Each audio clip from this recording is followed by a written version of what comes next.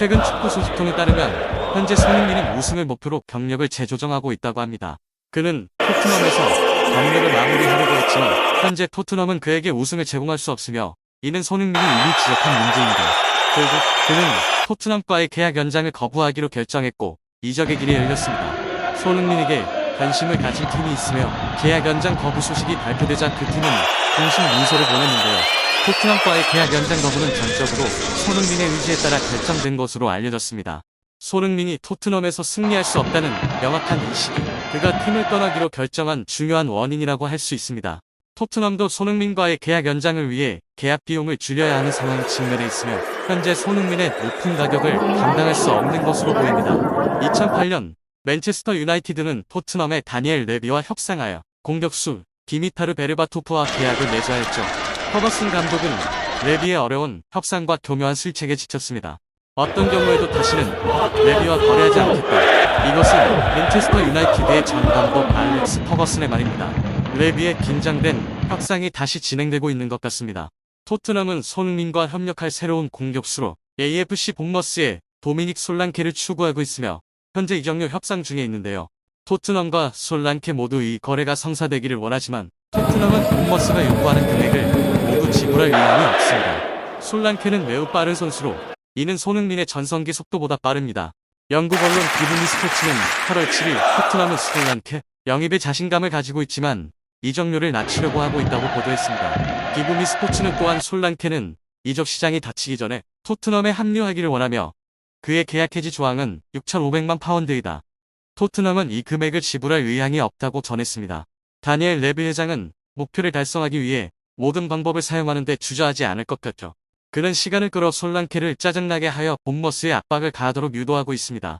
비블리 스포츠는 토트넘은 솔랑케가 본머스의 이적료를 낮추라고 요청하는 시나리오가 최선이라고 믿고 있다. 그러나 소식통에 따르면 솔랑케는 크게 영향을 받지 않는 것 같다고 보도했습니다. 솔랑케는 27세로 본머스와 2027년까지 계약이 남아있어 3시즌이 더 남았습니다. 본머스는 솔랑케를 즉시 판매할 필요가 없는데요. 사실 솔랑케가 지난 시즌처럼 몇 골을 기록하면 내년에는 6,500만 파운드가 저렴하게 느껴질 수 있습니다.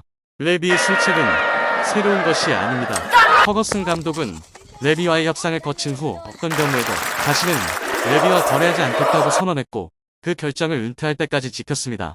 이것은 16년 전의 일로 퍼거슨은 토트넘의 디미타르 베르바토프와 계약하는데 어려움을 겪었죠.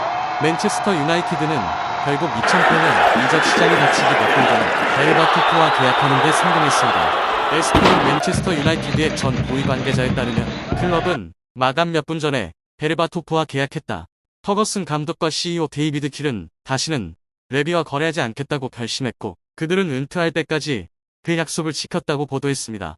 전 고위 관계자는 레비는 협상 시작 금액을 3에서 시작하지 않으면 거래를 하지 않겠다고 말했다. 협상은 몇 달간 이어졌고 마지막 순간에 마무리되었다. 퍼거슨과 킬은 그것을 절대 잊지 않았다고 덧붙였는데요. 맨체스터 유나이티드는 베르바토프를 위해 토트넘에 3,075만 파운드를 지불해야 했습니다. 비록 지금 3,000만 파운드가 크지 않지만 이는 당시 맨체스터 유나이티드의 새로운 이적 기록이었습니다. 그럼에도 불구하고 맨체스터 유나이티드는 베르바토프를 영입한 후 2008-2009 시즌과 2010-2011 시즌 프리미어 리그 우승을 차지했습니다. SP는 레비는 강력한 협상가이다. 2001년 권력을 잡은 이후 레비는 프리미어 리그에서 가장 오래된 회장이 되었다.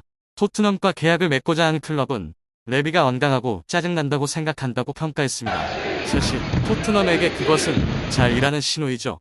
과거 2021년 맨체스터 시티가 해리 케인을 영입하려 했을 때 레비는 비슷한 전략을 사용했습니다. 그는 케인에게 1억 5천만 파운드라는 가격을 제시하여 맨체스터 시티가 협상을 시작할 수 없도록 했습니다.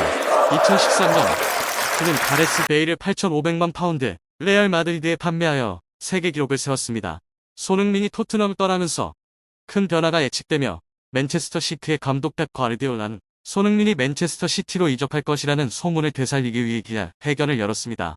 최근 과르디올라 감독은 손흥민과 얼링 홀란드를 인터뷰에서 지속적으로 언급하며 손흥민이 떠난 홀란드를 대체할 이상적인 후보자임을 나타냈는데요. 과르디올라 감독은 팀이 안정성을 필요로 하며 비록 홀란드가 현재 득점 능력을 발휘하지 못하고 있지만 그가 팀을 떠나고 싶다는 의미는 아니라고 강조했습니다.